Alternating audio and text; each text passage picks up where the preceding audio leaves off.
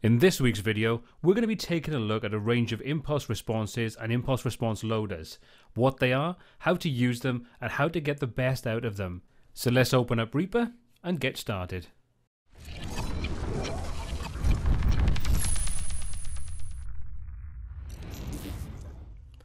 So by using impulse responses and IR loaders, you'll see that we can shape the sound that we've got coming from an amplifier, and we can really shape it in any way that we want. This is great if you're the kind of guitarist or musician that likes to really tweak the sound, or if you just kind of get a bass sound that you want and then you send that over to a mixer or an engineer to really go in and shape the sound to work really well inside a mix in the scope of the song you're working with. Impulse responses and impulse response loaders really do give it a huge array of options when it comes to your sounds.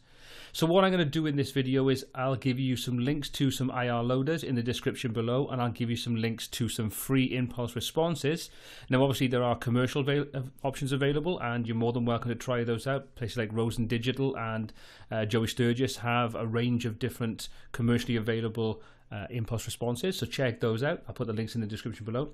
But first of all, let's take a look at loading an impulse response in and seeing what it does to the sound, and then we'll take a look at a couple of different options that are available for loading those sounds in.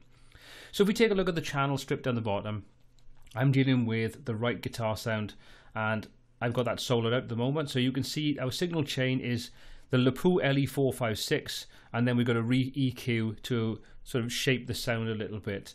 So what we need to do is put that impulse response loader in there. So let's just open up the effects panel and let's just click to add a new effect. Now for the first one, I'm going to show you an impulse response loader that comes with its own range of impulse responses. So that's the Mercuriall Cab version 3. And if you watched these videos before, you'll know that I kind of like this this impulse response loader because it's quick and easy, and it just gives a good sound overall. So we need to put this in the right position. So we've got the amplifier first, then we've got the impulse response loader, and then we've got the EQ afterwards. Now I tend to EQ afterwards because I like to EQ the final sound, not the sound of the guitar coming in. Obviously entirely up to you how you want to work with that. So if we look at this impulse response loader, it's very, very simple and straightforward. We've got 3 blocks of options. We've got input tuning, and you can see none, X50 and 8505. And the 8505 and the X50 are both free amp sims that you can get that have been tuned to this particular speaker cabinet, and it just enhances the sound based upon the settings that you can have inside those 2 particular amp models. Now we're not using either of those, so I'm going to set this to none. The next option we have are the microphone options. So you can see we've got an SM57, an MD421 and a 4047. So we can switch between any of those, and that will change the way this impulse response sounds.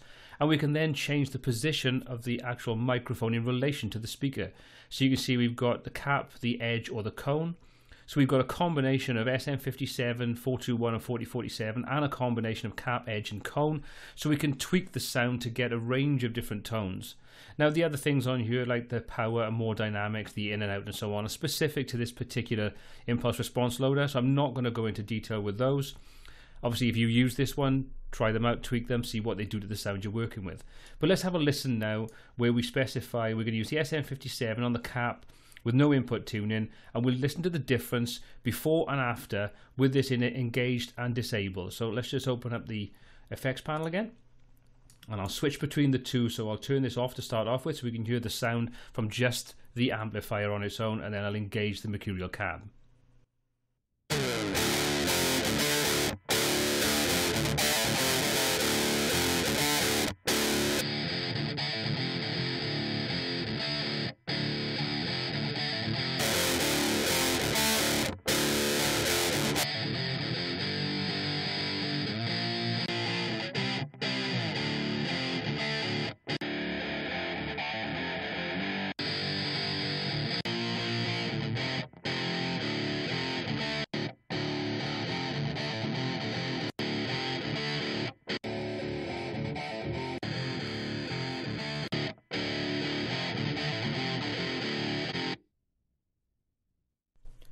So as you can see, using that impulse response massively changes the tone that we've got. It sounds a lot more like a guitar cab and a guitar head in an environment that's being mic'd up. So a lot closer to the real instrument.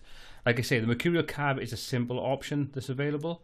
We can load in different impulse responses. We can select a folder and load those in from there. But instead of me doing that, I'm going to switch over and we're going to take a look at the second option that gives us some extra features in the way this guitar will sound. So let's take a look at the next option. So the second option we're going to look at is the Nadir impulse response loader from Ignite Amps. Again, it's a free option that's available. And why do I like this one? Well, the real reason is because it allows us to emulate 2 speaker cabs simultaneously. We can also then run those in mono, we can run them in stereo. We've got a range of high pass, low pass, delay. We can adjust the balance on this, so we can mix the sound between 2 individual speaker cabinets, and it gives a really great scope for working with getting more and more sort of expansive sounds. So let's try that.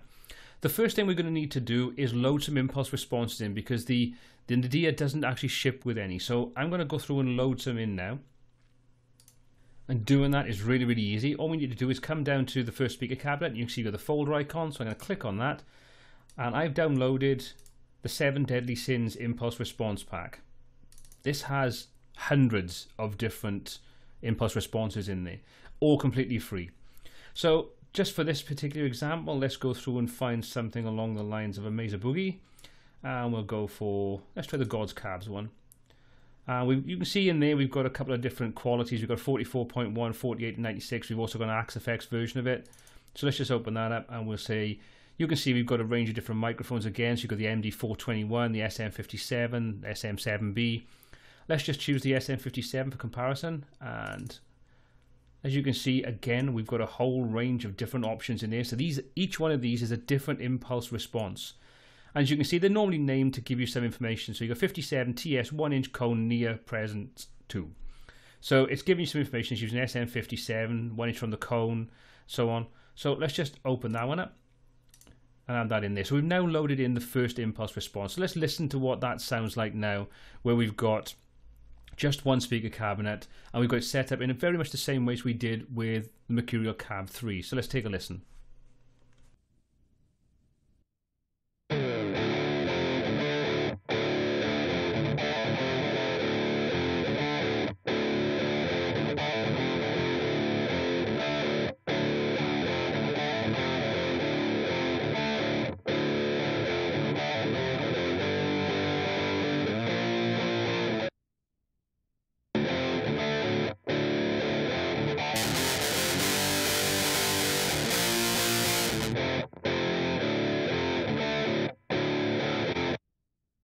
So what I've done now is I've loaded in a second cab in the right hand side, and this time I've gone for a Marshall 1960 cab.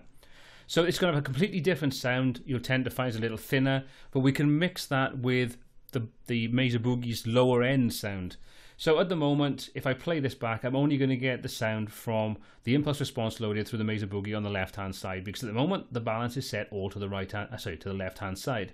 So we can adjust the mix of that. We can also do a few other things. So I'm going to go through and show you some of the different options we have available and why this cab simulator is such a good impulse response loader. So let's take a look at that right now.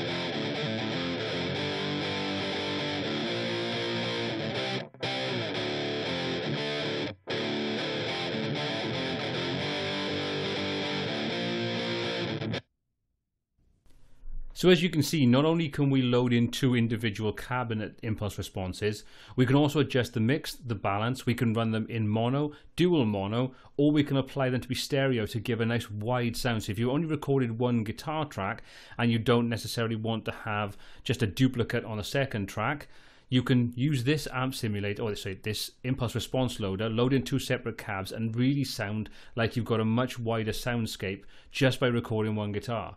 Now obviously I still prefer to record 2 guitars, but this gives you that option should you not have that available to you. The fact that we've also got a high pass, low pass, we can add in delay, we can adjust the the panning and adjust the balance on there, really does make this, for a completely free piece of software, again, another fantastic tool to add to your toolbox. So check that out. We're going to take a look at one more option now, and we're going to see what that brings to the table before we round up. Okay, so our third and final option is another free option, and that's the LePou tool from Poulin. Now, if you've seen any of my other videos, you've probably seen that I've used the Hybrid and the LE456, along with some of the other free amp sims from LePou, and they are fantastic pieces of software which are, again, completely free. But what does LePou give us over the other options? Well, it gives us the ability to have the 6 individual speaker cabinets all set up and controlled independently of each other, so we can mix up to 6 cabinets together. We can invert the phase on them, we can add delay, we can high pass and low pass in very much the same way we could do with the Nadir. But we can have 6 speaker cabinets, we can invert them, we can just mix them and get a crazy kind of sound on there where we can mix all those different elements together to give us a really comprehensive sound. So let's take a listen to something. I've just loaded in 6 different impulse responses, adjusted the volume on each of those in the pan, nothing much on there, but I'll switch them on and off and go through them just to show you that you can have all those 6 loaded in at the same time and mix them to get them exactly how you want them to sound.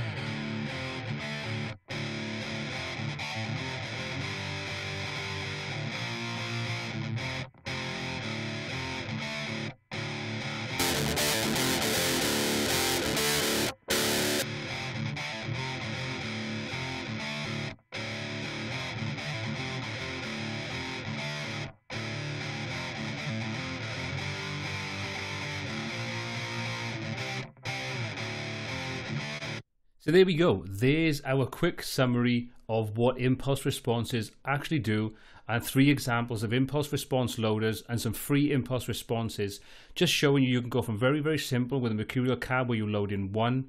You can go through Nadir where you can option for 2, or you can go for the cab 2 from Poulin, and you can have the 6 speaker cabinets being emulated simultaneously and mixed between each one of those.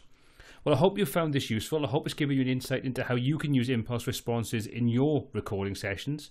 If you did find it useful, please hit that subscribe button below to be kept up to date with all of our weekly content. If you've got any comments, questions or feedback on this video or anything else on the channel, please pop those in the comment section below. We read everything you post and we try to answer as many questions as possible. Well, until next time, happy mixing.